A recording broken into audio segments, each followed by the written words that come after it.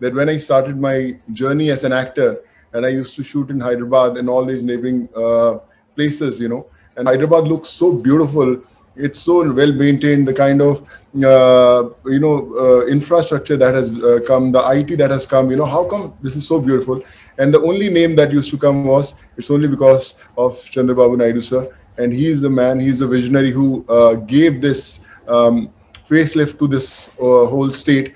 And I always used to tell my staff and the co-actors, "Hey, can we take Chandrababu Naidu sir to our states also for some time, so that we can also see that progress?" So I think that was my introduction to you, till I met, till we connected during the COVID times. And it's really a pleasure, sir. Always, getting inspired by the great work that you have been doing.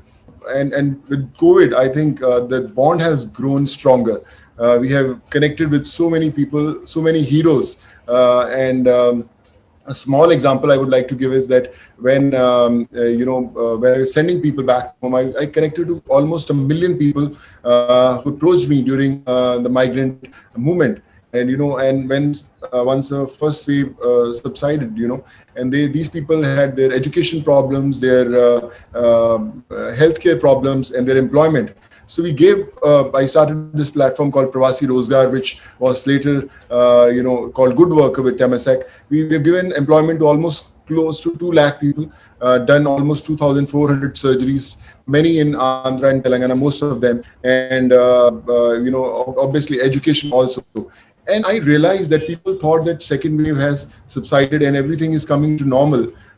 Actually, second wave started even before the second wave actually began. The second wave for me was the problems that people had because of the first wave. They had lost their jobs. They didn't have money to feed their families. They didn't have employment. They didn't have money to get treated. So actually we were living in that second wave. But the second wave, we again, that hit, that COVID thing where people were losing lives. And all these people that I connected during the first wave, all these people became my workforce. They said, sir, we are in, Vikarabad, we are in Vijayawada. So how can we help? You had helped us go back to our homes. So they became my warriors. And, I always used to say one thing, that, we can only work if you are available 24/7. It's not that, okay, I'm busy, I can give 4 hours. I said, in the middle of night, someone has a medical emergency, I'm going to call you in the middle of night, that you have to help. This is a very one example that I would like to give. Varun is there also today in our forum. And, in the night at 2:30, once I got a image on my WhatsApp, which one image which said oxygen level 60. And there's no message from where that random WhatsApp became just a picture of that oximeter reading 60. So I called that guy and he said, "Where are you?" He said, "Sir, I'm in Kokatpalli in Hyderabad, and this is my father's oxygen level, and I don't know whether he's going to survive or not." So I called Varun around 1:32, and whole night we were coordinating. We took him to the hospital. We gave him some emergency, oxygen levels. We improved, and then he was shifted to that hospital. And 4 days ago, he was discharged. And I said, "Can you send me the picture of your father?" And the father was hale and hearty. And I thought that, if I would have thought that, should I call someone at 2 o'clock in the night or 3 o'clock, disturb a doctor or someone, so that gentleman wouldn't have survived. So my request to all of you is, when you need to call someone or you need to save a life, just call them. Don't think also. I have disturbed Chandrababu Naidu sir also once, in the middle of night. I messaged him, "Sir, please help." And someone from your team shifted a patient in the first wave from one hospital to other, and we got to save them. So the biggest lesson that I learned during these 15 months is that don't think so that we are not capable to do something. Sometimes a lot of people say, "Where to start? I don't know. How to help? I don't know. I'm financially not capable to help anyone. So how can I help? I'll become one big businessman, or I'll earn a lot of money, then I'll start my help." So my suggestion to all of those people is, don't underestimate your power. You don't need money to help. You just need that one phone call to call someone for help. If someone is having a problem, you can call any one of us. That's why there's a problem. And if you are able to save that individual, I think you have done your job as a warrior. So I feel COVID is the biggest professor that the world saw. It taught us empathy. It taught us what humanity is. It taught us how a normal person can save a life. So take it as a lesson of a life, that it's not about whether you are capable of doing it or not. You have to believe you are capable of doing it. I as an individual, I always used to act. I never knew that I can get 12,500 students from places like Kyrgyzstan, Kazakhstan, Uzbekistan, Russia, Philippines, Georgia. But I got them because I believed that I can get them. I was sending medicines, I was sending injections to people, I was trying to get them ICU beds, oxygen.